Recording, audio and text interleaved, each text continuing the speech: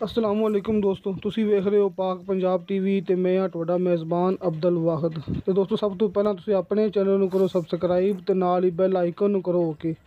ਦੋਸਤੋ, ਮਾਸ਼ਾਅੱਲਾ ਆਪਣੇ ਇੱਕ ਦੋਸਤ ਨੇ ਆਪਾਂ ਨੂੰ ਇੱਕ ਘਰ ਦੀ ਵੀਡੀਓ WhatsApp ਕੀਤੀ। ਦੋਸਤੋ, ਤਹਿਸੀਲੋ ਜ਼ਿਲ੍ਹਾ ਰਾਵਲਪਿੰਡੀ, ਦੋਸਤੋ ਰਵਾਤ ਦੇ ਬਿਲਕੁਲ ਕਰੀਬ,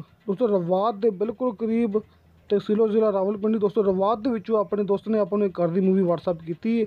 ਦੋਸਤੋ, ਇੱਕ ਨਾਲ ਦਾ ਘਰ ਹੈ। 28 ਲੱਖ रुपए इनकी डिमांड है। दोस्तों, चक का नाम है, दोस्तों गाँव का नाम है शकरगाई, दोस्तों पिंड का नाम है शकरगाई। एक नाल का घर, तहसीलो जिला रावलपिंडी, रवात के बिल्कुल करीब। दोस्तों, उत्ते सड़क सरकारी आ रही, किसी किस्म का कोई मसला नहीं है। नहायत ही दोस्तों घर है खूबसूरत। दोस्तों, मालक का WhatsApp नंबर तो मालक का कॉल नंबर दोस्तों मेरे सामने नंबर स्क्रीन पर लिख छड़िया है। तुसीं डायरैक्ट मालक नाल राबता कर सकते जी, WhatsApp ते मैसेज कर सकते जी, तुसीं मालक नूं कॉल भी कर सकते जी। किसी मेरे भरा ने गल करनी हो मेरे नाल, कोई चीज़ सेल करनी हो, घर मकान दुकान प्लाट जो भी चीज़, तुसीं मेरे WhatsApp ते राबता कर सकते जी। दोस्तों, मेरा WhatsApp नंबर हर मूवी की डिस्क्रिप्शन में लग्या हुंदा है। दोस्तों, हर मूवी की डिस्क्रिप्शन में मेरा नंबर लग्या हुंदा है।